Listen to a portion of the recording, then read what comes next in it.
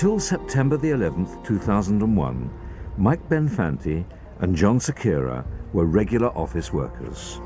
But on that day, they struggled with conflicting instincts and a series of life and death decisions, but still found the courage to help someone in great danger.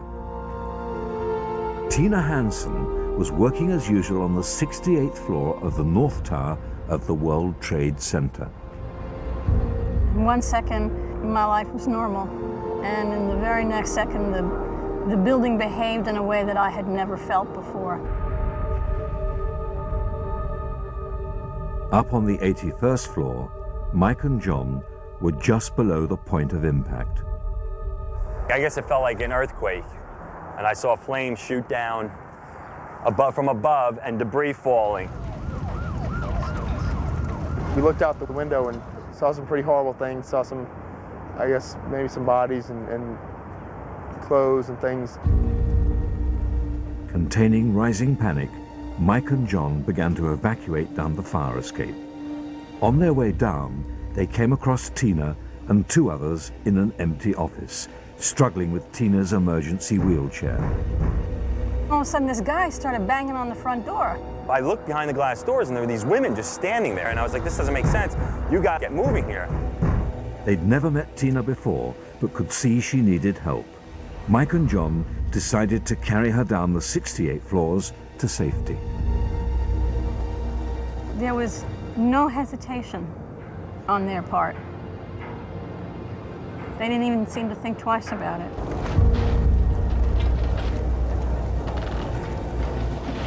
Putting aside their own need to escape, Mike and John chose instead to help Tina and get her out of danger.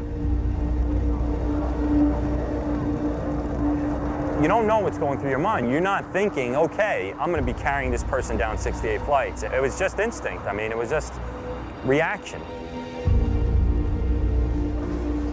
Mike and John carried Tina down flight after flight.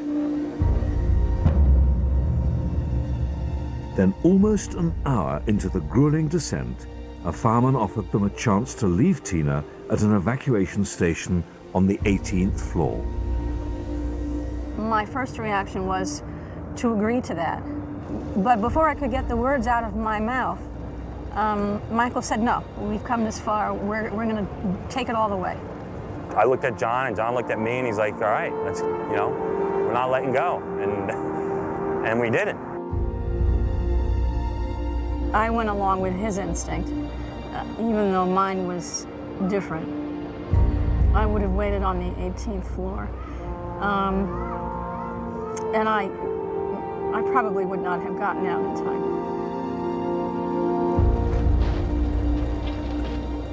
As they descended, falling debris had blocked the stairwell, and the lights failed, plunging everything into darkness.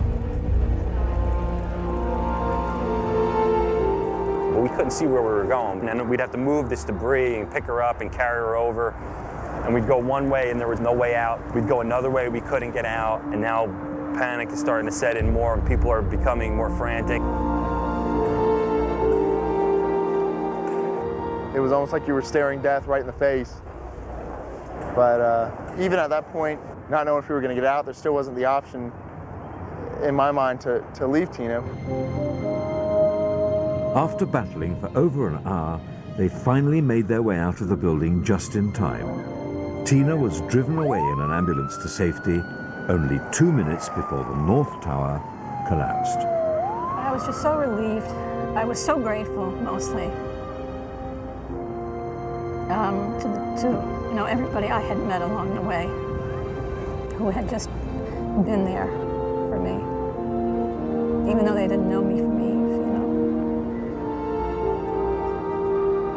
In the darkest of hours, Mike and John had put their own survival instinct aside and emerged as heroes. It was amazing, because that was probably the worst situation, or the one situation where you can make an excuse to say, okay, I'm just going to think about myself, and I don't really have to worry about anybody else. But that's not what happened. I could have been another victim of other human beings who who were carrying out mass murder on that day. But because I was fortunate enough to meet women and men who acted on other impulses, I was not another casualty.